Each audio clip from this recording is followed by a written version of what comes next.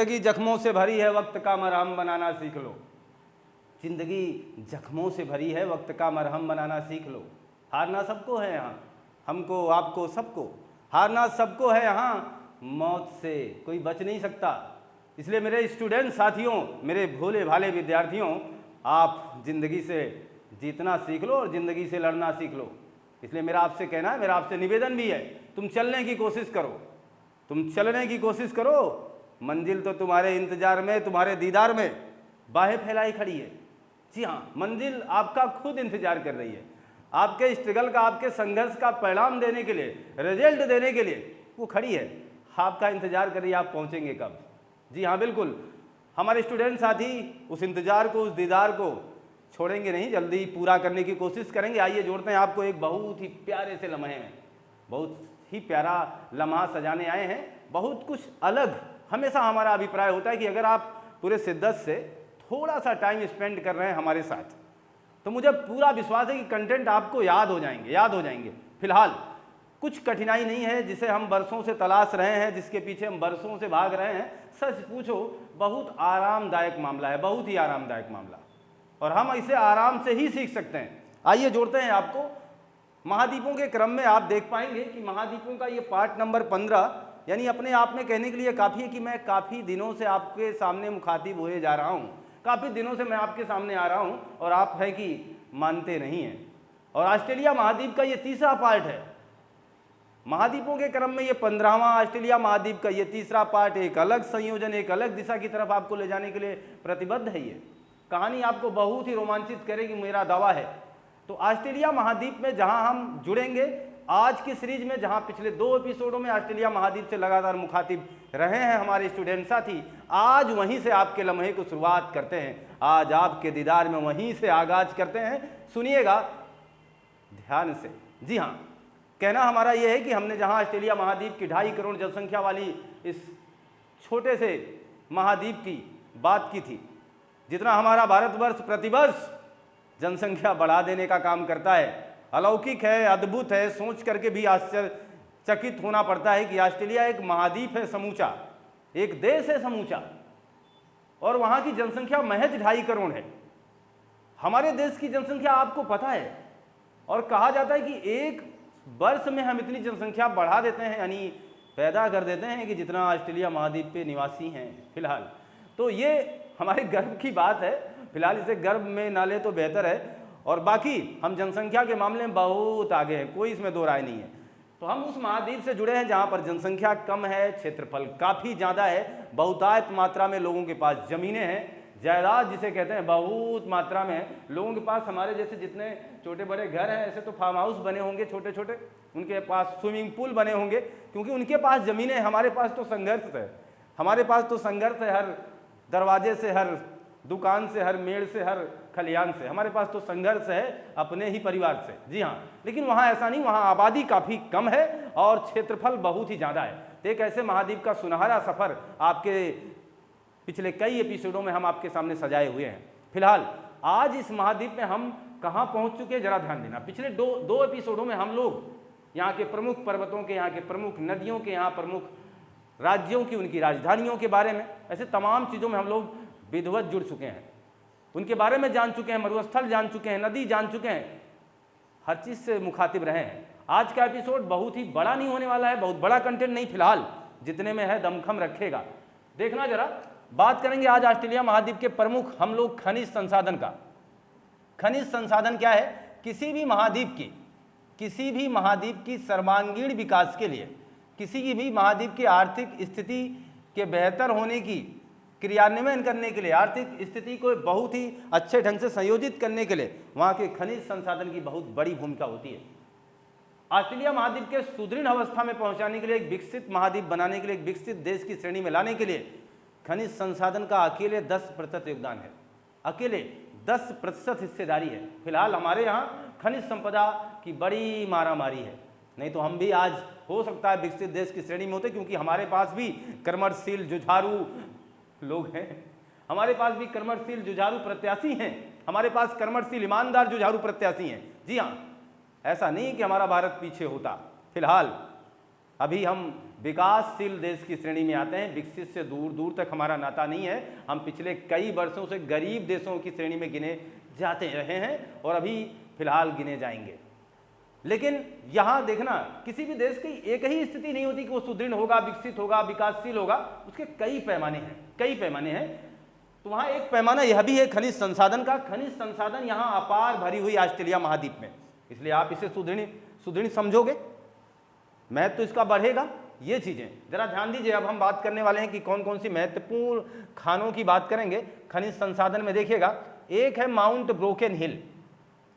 Mount broken हिल ये एक खान है।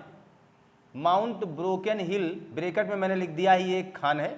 और किस लिए मशहूर है इसकी भी बात मैं करूंगा। यहाँ से सीसा और जस्ता निकाला जाता है। देखिएगा, अगर आपके पास ऐसी बड़ी बड़ी खानें होंगी ना, शीशे की खाने, जस्ते की खाने, ऐसे खाने होंगी, तो फिर तो आपके पास खनिज संपदा बढ़ेगी और आप उसका निर्यात कर पाएंगे, भरपूर पैसा लाएंगे, इससे आपका देश सुदृढ़ होगा। इसमें कोई दो राय नहीं है। तो समझने के लिए बिल्कुल आसान सा फार्मूला है। यहाँ देखिए, सीसा और जस्ता की खान है। एक बात लगे हाथ में आपको बताता चलूं, जहाँ सीसा निकलेगा दोस्त साथी, जहाँ सीसा निकलेगा वहाँ पर जस्ता जरूर निकलेगा। इसीलिए इसे जुड़वा खनिज कहते हैं। हमारे एग्जामिनर महोदय इतने ज़्यादा इंपॉर्टेंट प्रश्नों को अक्सर पूछ लिया करते हैं। जुड़वा खनिज किसे कहते हैं? जी हाँ, सीसा और जस्ता जुड़वा खनिज है। फिलहाल क्यों है? किसी भी व्यक्ति को बताने के लिए, किसी भी स्टूडेंट साथी को, अपने मित्र को, अपने भाई को, अपने सगे संबंधियों को बताने के लिए इतना ही काफ़ी है कहना कि जहाँ सीसा निकलेगा ना वहाँ जस्ता जरूर निकलेगा। इस वजह से ये लोग जुड़वा खनिज की परिभाषा को पूरा करते हैं और जुड़वा खनिज के रूप में जाने जाते हैं। फिलहाल एक खान की हमने बात की है, अब दूसरे खान की बात करेंगे हम लोग, जिसमें एक आएगी माउंट ईसा। माउंट ईसा की खान बड़ी फेमस है, माउंट ईसा खान। ये किस लिए फेमस है? देखना जरा, इसमें क्या आएगा। इसमें आपको मिल जाएगा सीसा, जी हाँ वही सीसा। इसमें आपको मिलेगा जस्ता। इसमें सीसा जस्ता यहाँ भी जुड़वा खनिज मिल रहा है, लेकिन और देखना, यहाँ आपको तांबा भी मिलेगा, यहाँ आपको चांदी भी मिलेगा। इसीलिए एग्जामिनर महोदय अब आपसे मुखातिब होंगे कि माउंट ईसा खान निम्नलिखित में से किस खनिज संपदा से संबंधित नहीं है। और वैकल्पिक व्यवस्था का चुनाव करते समय हम आपको भ्रमित करने के लिए इसी चारों विकल्प व्यवस्था में से किसी एक खनिज को हटा करके कोई दूसरा खनिज सजाएंगे और आपसे कहेंगे इसमें कौन सा ऐसा है जो माउंट ईसा से संबंधित नहीं है। फिलहाल आप समझ पा रहे हैं, अगर हम चांदी को हटाकर सोना लिखें तो बिल्कुल वही वैकल्पिक व्यवस्था का चुनाव हमें करना होगा। समझ गए साथियों? तो ये चीज़ें बहुत ही आसान है, कुछ फिलहाल बहुत ज़्यादा दबाव लेने की आवश्यकता नहीं है, इसलिए मैंने इसे हमेशा सहजता से देने का प्रयास किया है। अगली बात देखिए, माउंट ईसा के बाद एक अद्भुत खान ये भी है, बहुत ही प्यारी सी। और देखना, जहाँ भी ये मिले हैं, पिलबोरा की खान। पिलबोरा की खान किसके लिए फेमस है? ऐसे एग्जामिनर पूछेगा तो पिलबोरा की खान ये लोहे के लिए जानी जाती है, लोहे के लिए। पिलबोरा की खान से क्या निकाला जाता है? लोहा।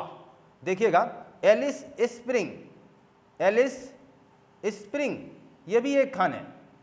एलिस स्प्रिंग यहाँ से ये फेमस है पेट्रोल के लिए। अच्छा, एक बात और समझना, ऐसा नहीं कि केवल खानी है। एलिस स्प्रिंग ऑस्ट्रेलिया का एक बहुत बड़ा प्लेस है।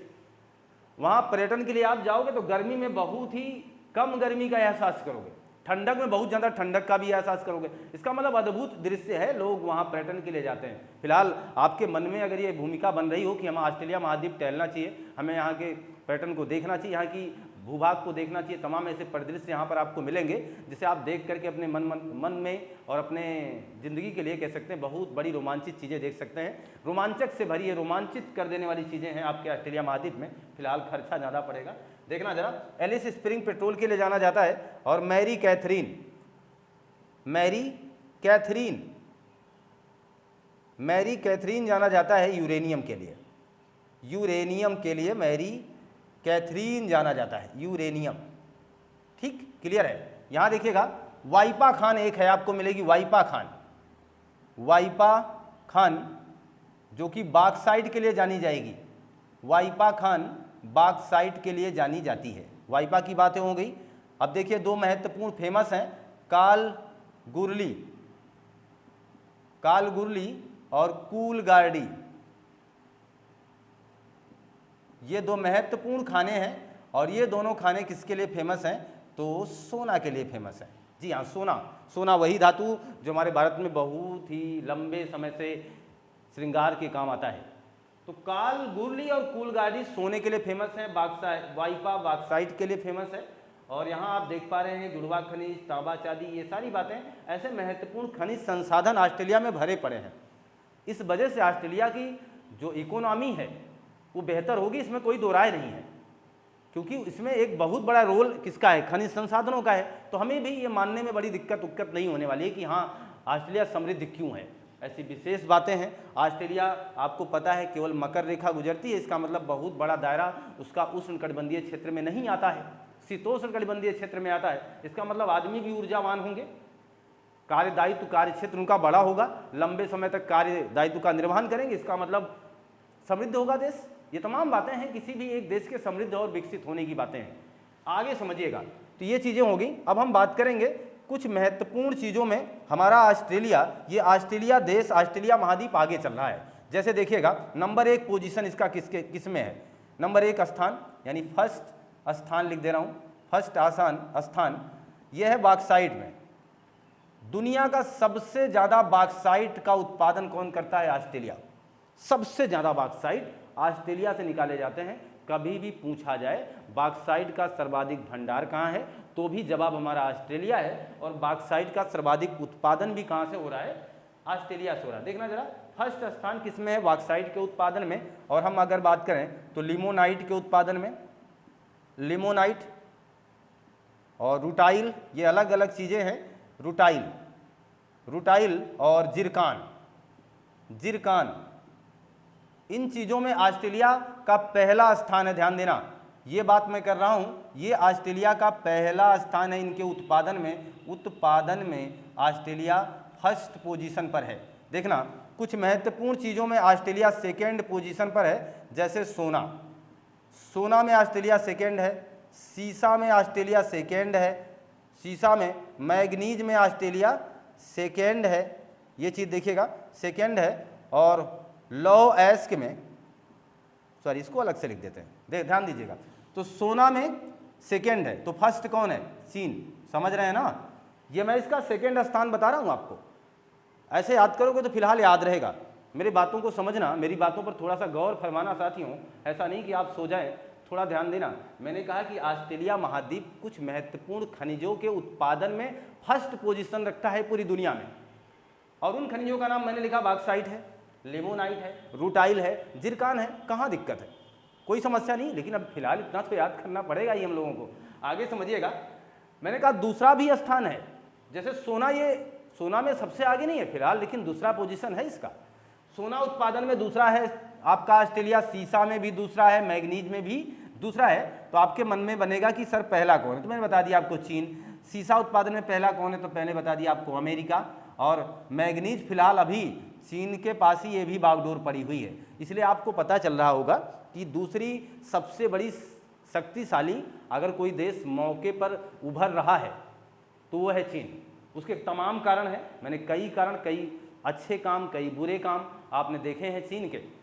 चीन की ईमानदारी पर तो शक नहीं किया जा सकता फिलहाल, लेकिन इतनी बातें जरूर कहूँगा कि चीन कार्बन डाइऑक्साइड आज का जो सबसे ज़्यादा वैश्विक तापन का जिम्मेदार है, यानी ग्लोबल वार्मिंग की सबसे ज़्यादा जिम्मेदारी, सबसे बड़ा नुकसान पहुंचाने वाला देश अगर कोई है तो चीन अकेले 30% कार्बन डाइऑक्साइड का उत्पादन कर रहा है। किस लिए, अपनी अवस्था को बहुत आगे ले जाने के लिए, सबसे ज़्यादा डेवलप देश बनाने के लिए, अपने आप को एक महाशक्ति के रूप में लाने के लिए, दुनिया का चौधरी बनने के लिए, अपने आप को स्थापित करने के लिए वो ये काम कर रहा है कि सबसे ज़्यादा कार्बन डाइऑक्साइड का उत्पादन कर रहा है, जो कि मानवीय जाति के लिए, मानवीय जाति के लिए तो बहुत बड़ा संकट है फिलहाल, अन्य भी जीवों के लिए एक बहुत बड़ा संकट बन करके आगे सामने आएगा। देखिएगा, तो हम सोना, सीसा, मैग्नीज की बात किए हैं और तीसरे पोजीशन में भी बात कर लेते हैं, इसीलिए मैंने वहाँ उस बात को कट किया। तीसरे पोजीशन यानी लोहा के उत्पादन में, लौह अयस्क के उत्पादन में इसका तीसरा स्थान है। किसका, ऑस्ट्रेलिया का। ये मैं स्थानों की बात कर रहा हूँ, ध्यान देना। ऑस्ट्रेलिया का दूसरा स्थान, ऑस्ट्रेलिया का तीसरा स्थान लोहा में। और देखना लोहा में भी चीन आगे है सबसे, चीन के बाद ब्राज़ील है और ब्राज़ील के बाद आपका ऑस्ट्रेलिया का नंबर आएगा। ये चीज़ है साथियों। लोहा उत्पादन में ऑस्ट्रेलिया तीसरे स्थान पर, फिलहाल यहाँ भी चीन पहले पोजीशन पर है। तो आप समझो तो जो देश सबसे ज़्यादा उत्पादन कर रहा है, यानी इस पर ये ज़्यादा टूट पड़ा है, इसके पास जो खनिज संसाधन संपदाएं हैं फिलहाल ज़्यादा हैं और उसका ये निचोड़ कर रहा है, निकालने का काम कर रहा है, जिससे इसकी अवस्था ज़्यादा सुदृढ़ होने लगी है।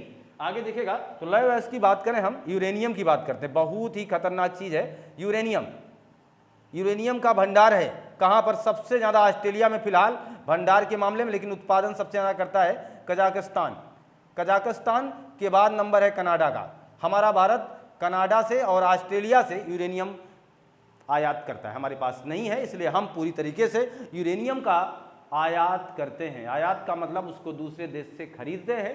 हमारा वो दृष्टिकोण होता है कनाडा से, और तीसरा पोजीशन जिसने बनाया है उत्पादन के मामले में ऑस्ट्रेलिया। फिलहाल भंडार ऑस्ट्रेलिया में सबसे ज़्यादा है, लेकिन ये उसका उत्पादन कम कर पा रहे हैं क्योंकि उसका पोजीशन हो सकता है गलत जगहों पर हो, या हो सकता है उसको निकालने में समस्याएं आ रही हो। हर जगह देखना, अभी भी नेचर के साथ आप इतना खिलवाड़ नहीं कर सकते हो।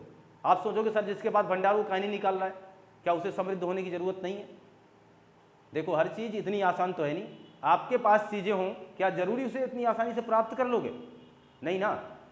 आप ये मान के चलना कि बहुत ऐसी चीज़ें हैं जिसको आसानी से प्राप्त नहीं किया जा सकता है। मराकाईबा झील प्रदेश हमने आपको बताया था, उस झील के आसपास पेट्रोलियम का सबसे बड़ा भंडार है दुनिया का, लेकिन निकाला नहीं जा सकता है ना। निकालने में समस्या है, वहाँ से पेट्रोलियम कैसे निकाला जाए इस बात की समस्या है। अगर निकाला जाता है तो पूरे क्षेत्र में एक भूकंप जैसी परिघटना संचालित होने की समस्या है, कुछ भी हो सकता है। तो इतना ज़्यादा खिलवाड़ भी आदमी नहीं कर सकता। कभी कभी वो क्या कहते हैं, खनिज संपदाएं नीचे आपके ज़मीन में धंसी होंगी, पड़ी होंगी, आप उसे जान रहे होंगे, लेकिन फिर भी आप उसे निकाल नहीं सकते हैं। यही कारण है। तो यूरेनियम कजाकिस्तान सबसे ज़्यादा उत्पादन करेगा, कनाडा दूसरे नंबर पर है। यूरेनियम का भंडार सबसे ज़्यादा हमने आपको बता दिया है ऑस्ट्रेलिया में है। फिलहाल इतनी जानकारी आपके लिए बहुत ही खास रही, और यहाँ से प्रश्न अक्सर एग्जामिनर ने पूछा हुआ है, आप इसका फिलहाल स्क्रीनशॉट ले लीजिए। ये मान चलें कि आपने स्क्रीनशॉट ले लिया होगा। जहाँ महत्वपूर्ण खनिज संसाधन की बात कर रहे थे, फिलहाल ऑस्ट्रेलिया महाद्वीप में ऐसी बहुत कुछ चीज़ें मिलेंगी आपको जो आपको आकर्षित करेंगी। सच बताएं, यहाँ के पशुपालन पर आप जाएंगे और यहाँ की कृषि की बात करेंगे तो थोड़ी बहुत जानकारी आपके भारत से मिलती हुई नजर आएगी आपको। हमने आपको ऑस्ट्रेलिया महाद्वीप के पिछले 1-2 एपिसोड में जो हमने बात की थी, और हमने एक चित्र के माध्यम यानी फिगर के माध्यम से आपको समझाने का प्रयास किया था कि ग्रेट डिवाइडिंग रेंज के आसपास बारिश होती है, बाकी ऑस्ट्रेलिया का जो पिछला हिस्सा है वहाँ पूरी तरीके से मरुस्थल है। ग्रेट विक्टोरिया डिजर्ट की बात हमने की थी, वहाँ जनसंख्या बिल्कुल ना के बराबर रहती है। फिलहाल जनसंख्या सबसे ज़्यादा आगे है, और जो उपजाऊ क्षेत्र है वहाँ मैं अगर बात कर लेता हूँ आपसे, थोड़ी बहुत जानकारी यहाँ शेयर कर दूँ। जैसे अगर हम बात करें कृषि की, तो कृषि में आप ध्यान देना, जो मरे डार्लिंग नदी है, मरे डार्लिंग नदी, पूरा समझने के लिए पिछले एपिसोड जरूर देखें आप। मरे डार्लिंग नदी, वहाँ पर इन पर विस्तृत चर्चा की गई है। वहाँ बताया गया सिडनी शहर कैसे बसा हुआ है। मरे डार्लिंग नदी के बीच में एक क्षेत्र है जिसे दोआब कहेंगे। दोनों नदियों के बीच के क्षेत्र को कहते हैं दोआब, और इस दोआब में जो मैदान है जिसका नाम है रेबरीना, रेबरीना का मैदान, जो कि एक जलोढ़ मिट्टी का उदाहरण है। जलोढ़ मिट्टी का उदाहरण है। जलोढ़ का मतलब नई नवेली दुल्हन हर साल हो जाए, तो दोआब है रेबरीना, रेबरीना का मैदान है, जलोढ़ मिट्टी का उदाहरण है। मरे डार्लिंग नदी, ये गेहूं उत्पादन के लिए जाना जाता है। देखना जरा, आप ये मत सोचना कि आप ही गेहूं का उत्पादन करते हैं। गेहूं उत्पादन में ऑस्ट्रेलिया भी बहुत कुछ दमखम रखता है, और ऑस्ट्रेलिया की सबसे प्रमुख फसल की अगर बात आए तो यही बताना, गेहूं ऑस्ट्रेलिया की सबसे प्रमुख फसल कौन है? गेहूं है। ऐसा नहीं केवल इतना ही उत्पादन करते हैं, ये लोग जई का उत्पादन करते हैं, ये कपास का उत्पादन करते हैं, ये हमारी आपकी तरह गन्ने का भी बखूबी उत्पादन किया करते हैं। जी हाँ, तो कुछ खास बातें हैं कि ऑस्ट्रेलिया महाद्वीप की सबसे प्रमुख फसल क्या है, ये है। बाकी हमारे तरीके से यहाँ फल है, सेब है, नाशपाती, ये तमाम प्रकार की चीज़ों का ये भी उत्पादन किया करते हैं। देखना जरा, एक खास बातें और रहेंगी यहाँ पर आपको अगर ऊन उत्पादन की बात आए, ऊन उत्पादन में ऑस्ट्रेलिया अग्रणी है, यानी फर्स्ट पोजीशन है, ऑस्ट्रेलिया का पहला स्थान है। यहाँ पर एक मेरिनो नस्ल की भेड़ मिलेगी आपको, मेरिनो नस्ल की भेड़, जो भेड़ों की सर्वोच्च प्रजाति है। मेरिनो नस्ल की भेड़ भेड़ों की क्या है? सर्वोच्च प्रजाति है। इसको नोट कर लीजिए, मेरिनो नस्ल की भेड़ भेड़ों की सर्वोच्च प्रजाति है। इससे इतना ज़्यादा ऊन निकाला जाता है, जो कि मशीनरी सिस्टम है अब, तो मशीनों से निकाला जाता है। और इसमें काम करेंगे जो मजदूर लगे होंगे, उन मजदूरों को कहा जाता है जेकारू। जेकारू क्या है? इन भेड़ों पर काम करने वाले मजदूर हैं। जेकारू किसे कहा जाता है? मजदूरों को। ये मजदूर लगे होते हैं और इतना ज़्यादा ऊन का उत्पादन होता है। 18 करोड़ से ज़्यादा भेड़ इन्होंने पाल रखा है। आबादी इनकी आप सोच लो 2.5 करोड़ है और 18 करोड़ तो इन्होंने भेड़ों का पालन कर लिया है, भेड़ पाल रखा है। और इन भेड़ों से ऊन निकाले जाते हैं। दुनिया का सबसे ज़्यादा ऊन का उत्पादन ऑस्ट्रेलिया महाद्वीप या ऑस्ट्रेलिया देश अकेले करता है। समझ रहे हैं हमारी बातों को? बहुत खास पेशकश है ये, और तमाम ऐसी बातों को रोचक जानकारी में भी हम आपको प्रोवाइड कराएंगे। फिलहाल इतनी बातों को आप समझते रहें। तो उत्पादन, ऊन के उत्पादन में फर्स्ट है, मेरिनो नस्ल की भेड़ है इनके पास। जेकारू, जो उन पर काम करने वाले मजदूरों को जेकारू कहा जाता है। एग्जामिनर ऐसे प्रश्न कभी कभार पूछ लिया करते हैं। आगे देखिएगा, हम बात अब बहुत ही रोचक बात करने वाले हैं, बहुत ही अद्भुत। ऑस्ट्रेलिया महाद्वीप का सबसे खूबसूरत नज़ारा। अगर आप ऑस्ट्रेलिया महाद्वीप पर घूमने की बना चुके हैं और घूमने की इच्छा जाहिर कर रहे हैं, तो आपको मैं सबसे खूबसूरत पर्यटन स्थल की बात बताऊंगा। आप देखना जरा, यहां पर आपको मिलेगा great Barrier reef. Great Barrier reef, यहां से बड़े प्रश्न बनते हैं और हमारी इस पर बड़ी चर्चा होने वाली है। ग्रेट बैरियर रीफ ये क्या है? इसे किन किन नामों से जानेंगे, पहले मैं यही आपको बता दूं। इसे कहेंगे मूंगे की चट्टान, मूंगे की चट्टान। इसे कहेंगे कोरल भित्ति, कोरल भित्ति, ये हो गया। इसे और नाम दे सकते हैं, इसे कहेंगे एटॉल भित्ति, एटॉल भित्ति। इसे ही कहा जाता है परवाल भित्ति, परवाल भित्ति। ये सारे इसके उपनाम है, ध्यान देना, आप लिख लगा देता हूं, आप इससे समझ सकते हैं। ये सारी चीजें इसी ग्रेट बैरियर रीफ के नाम है, ध्यान दीजिएगा। कुछ भी एग्जामिनर किसी भी एंगल से पूछ ले तो घबराना नहीं है। कभी एटाल भित्ति करके आ जाए तो कह दो अरे तो मैंने सुना ही नहीं है, परवाल भित्ति करके आ जाए तो मैंने सुना ही नहीं है। अब ऐसा मत करना, सब सुना है आपने। अब ये मत कहना कि मैंने सुना नहीं, इसलिए मैंने सारी चीज़ों को एक साथ रखा है। किन्हीं किन्हीं किताब वालों ने कोरल लिखा है, किन्हीं ने एटाल लिखा है। क्यों? सारी बातों को लीजिए एक साथ और पूरे मन को दीजिए अपने विराम एक ही साथ। आरामदायक चीज़ें आरामदायक लोगों के साथ शेयर हो रही हैं। तो मूंगे की चट्टान, कोरल भित्ति, एटाल भित्ति, प्रवाल भित्ति, ये सारे नाम किसके हैं? आपके हैं जनाब, ग्रेट बैरियर रीफ के हैं। जी हाँ, दुनिया का सबसे बड़ा ग्रेट बैरियर रीफ यही है। विश्व का सबसे बड़ा मूंगे की चट्टान, ग्रेट बैरियर रीफ, विश्व की सबसे बड़ी, सबसे बड़ी, कुछ भी पूछी जाए। विश्व की सबसे बड़ी एटाल कहाँ है? ऑस्ट्रेलिया में। विश्व की सबसे बड़ी प्रवाल भित्ति कहाँ? ऑस्ट्रेलिया में। विश्व की सबसे बड़ी मूंगे की चट्टान कहाँ? ऑस्ट्रेलिया में। विश्व की सबसे बड़ी ग्रेट बैरियर रीफ कहाँ है? तो ऑस्ट्रेलिया में। नो डाउट, यहाँ तक की बातें समझ में आ रही हैं। अब आपके दिमाग में होगा सर ये है क्या? इतना तो आपने बता दिया, ये है क्या? जी हाँ, आपका वो विचार लाजमी है और सोचना भी चाहिए। अब हम बात करेंगे, देखिएगा, एक विशेष प्रकार के जंतु की बात करेंगे जिसका नाम है सेलेंट्रेटा पॉलिप। सेलेंट्रेटा पॉलिप एक जीवों की प्रजाति है। ये क्या है? देखना, जीवों की प्रजाति है, सेलेंट्रेटा प्रजाति, जीवों की प्रजाति। और ये इसकी जो प्रजाति, इसका जो आवरण होता है वो बना होता है कैल्शियम कार्बोनेट का, कैल्शियम कार्बोनेट का। और जब ये मर जाते हैं, इनकी मतलब ये डेथ हो जाती है, तो ये जाकर के समुद्रों में, यानी जहाँ भी इनका जीवन यापन, ज़्यादातर तो ये जल में ही रहेंगे, वहाँ इनकी मृत्यु होगी। तो इनको हमारी तरह दफनाने की व्यवस्था तो है नहीं। फिलहाल वे जाकर के एक साथ इकट्ठा होते चले जाते हैं और एक बहुत बड़े भित्ति का निर्माण करते हैं। और उसमें आभा एक अलौकिक तेज होता है, खूबसूरत लगते हैं, वो देखने में चमकते ही रहते हैं। तमाम प्रकार की चीज़ें उसमें आ जाएंगी और वो चमकती हुई आपको दिखाई देंगी। उसे ही कहा जाता है प्रवाल भित्ति। जी हाँ, तो कैल्शियम कार्बोनेट इस सेलेंट्रेटा पॉलिप जीवों की प्रजाति से ये ग्रेट बैरियर रीफ की संरचना बनती है। आप सोच रहे होंगे सर ये तो फिलहाल हमने देखा है। आप देखिए, कभी कभार आपको मूवियों में दिखाया जाता है, जो समुद्र में गोताखोर जाते हैं, जब वो नीचे पहुंच जाते हैं, धरातल पर, तली पर पहुंच जाते हैं, तो उनके आसपास देखेंगे आपको ऐसा जैसे लगेगा कि कोई फूलों का बगीचा आ गया हो, बहुत ही खूबसूरत लगेगा आपको। वही है प्रवाल भित्ति है, वही है मूंगे की चट्टान, उसे ही आप कहिए Great Barrier Reef. No doubt अब आप समझ रहे हैं हमारी बातों को। यहाँ तक का डाउट आपका क्लियर कर पाए हैं। तो सेलेंट्रेटा पॉलिप जीवों की एक प्रजाति है, उस पर कैल्शियम कार्बोनेट पाया जाता है। उसके मृत अवस्था के बाद ये एक चट्टान का रूप धारण कर लेते हैं, यानी बहुत ज़्यादा लोग मिलकर के, बहुत ज़्यादा ऐसे जीवों की प्रजातियाँ मिलकर के एक चट्टानी रूप, इनके रंग अलग अलग होते हैं, तो रंग बिरंगे होने के कारण इनके कलरफुल संरचना बनेगी ही। फिलहाल देखिएगा, अब समझिए आप, यहाँ तक की बातें होगी। आपके मन मस्तिष्क में होगा सर क्या हमारे यहाँ भी है? जी हाँ, आपके यहाँ भी है। आप अगर देखना चाहते हैं, यहाँ नहीं जाना चाहते तो यहीं देख लीजिए, लक्षद्वीप चले आइए, भारत का सबसे बड़ा आपको यहीं मिलेगा। भारत का सबसे बड़ा ग्रेट बैरियर रीफ आपको यहीं मिलेगा। भारत का सबसे बड़ा मूंगे की चट्टान यहीं मिलेगी लक्षद्वीप में। वहाँ नहीं जा सकते हैं, अंडमान चले जाइए, अंडमान निकोबार, लेकिन यहाँ पर जनजातियों से बचना होगा। यहाँ मिल जाएंगे आपको। यहाँ आप मन्नार की खाड़ी में देख सकते हैं। मन्नार की खाड़ी में अगर आपको भारत से देखना है, भारत में देखना है, इस संरचना को भारत में देखना है, तो आप ऐसी जगहों पर जाकर के इसका लुत्फ उठा सकते हैं, इस आनंददायक खूबसूरत चीज़ को देख सकते हैं। फिलहाल समझना ऐसी ही मामूली बात नहीं है। मैंने आपसे बताया कि इसको इतने हल्के मत लीजिएगा। 42,000 करोड़ रुपया, मजाक बात नहीं है। देखिएगा जरा, 42,000 करोड़ रुपए मेरे हिसाब से इतने हो जाने के बाद ज़िंदगी का बहुत कुछ फसनमा पूरा हो सकता है और ना ही किसी और चीज़ की ज़रूरत होगी महसूस शायद हमें।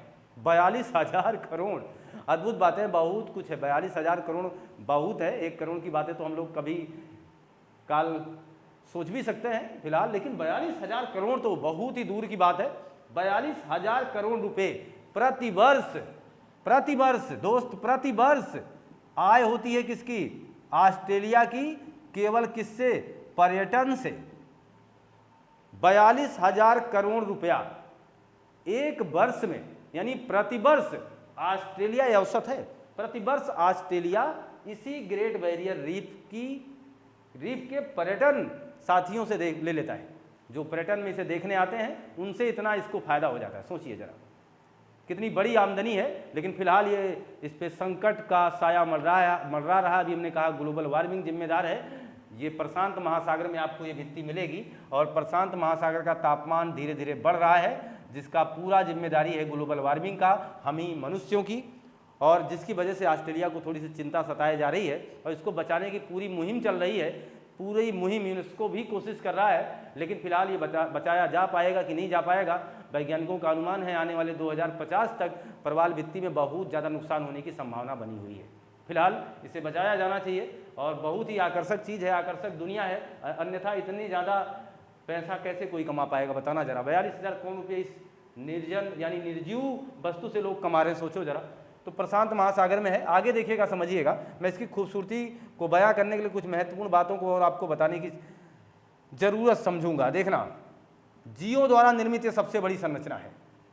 जियो द्वारा निर्मित सबसे बड़ी संरचना है ये, सबसे बड़ी संरचना है। अगर जियो द्वारा निर्मित ये सबसे बड़ी संरचना है तो क्यों ना इसकी आमदनी इतनी ज़्यादा होगी। देखना, आगे बात समझना। ये पानी का बगीचा कहा जाता है। अभी मैंने आपसे पहले भी कहा था कि आप इसे जल में देखोगे तो बहुत ही खूबसूरत दिखेगा, इसीलिए इसे पानी का बगीचा कहा जाता है। दवा में इसका काफ़ी उपयोग है, पर्यटन में भी, दवा में और पर्यटन में भी इसका काफ़ी उपयोग है। इसे समुद्री वर्षा वन कहा जाता है, समुद्री वर्षा वन कहा जाता है, ये चीज़ समझिएगा।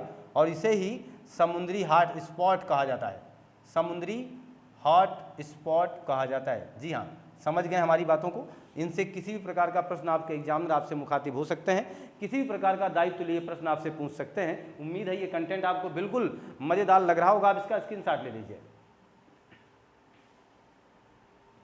जी हाँ, मुझे पूरा विश्वास है कंटेंट आपको लगभग मज़ेदार लगा होगा और बहुत ही कुछ बताने के लिए काफ़ी रहा। हम आपसे बात करना चाहते हैं कि हमने आपको अभी तक जो बातें की हैं, एपिसोड 1, एपिसोड 2, एपिसोड 3 मिलाकर के हमने ऑस्ट्रेलिया महाद्वीप का संपूर्ण समागम आपको देने का प्रयास किया है। फिलहाल हर महाद्वीप की तरह ऑस्ट्रेलिया महाद्वीप की भी रोचक जानकारी आपको प्रोवाइड कराऊंगा।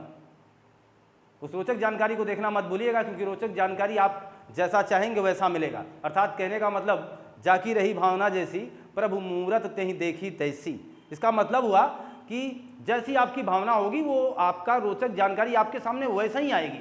फिलहाल वहाँ आप देखोगे तो रिवीजन जैसा लगेगा, वहाँ आप देखोगे तो बहुत कुछ नई चीज़ें आपको एक पॉइंट लाइन टू लाइन मिलेंगी, वहाँ आप देखोगे तो बहुत कुछ आपको अलग मिलेगा। ऐसा लगेगा जैसे तथ्यों का समागम पूरा यहीं मिल रहा है। तो क्यों ना हम तीनों एपिसोड को छोड़ के यही देख लें। इसलिए मेरी राय मानिएगा तो तीनों एपिसोड पहले क्रम से देख कर आइएगा। इसके बाद हमारी ऑस्ट्रेलिया महाद्वीप की रोचक जानकारी, जो कि रोचक तथ्य के प्लेलिस्ट में आपको जरूर प्रोवाइड कराई जाएगी, उसे देखना मत भूलिएगा। मुझे पूरा विश्वास है कंटेंट आपको अच्छा लगा होगा। अगर अच्छा लगा तो शेयर करना मत भूलिएगा, लाइक करें, सब्सक्राइब करवाएं, ज़्यादा से ज़्यादा लोगों के पास शेयर करें। हमेशा रिक्वेस्ट गुजारिश हुआ करती है आपके चैनल से हमारी। मिलते हैं आपसे नए कंटेंट में। आपका दिन शुभ हो, पढ़ते रहिए, मस्त रहिए, खुशहाल रहिए। आपका दिन शुभ हो। आपको बहुत बहुत धन्यवाद।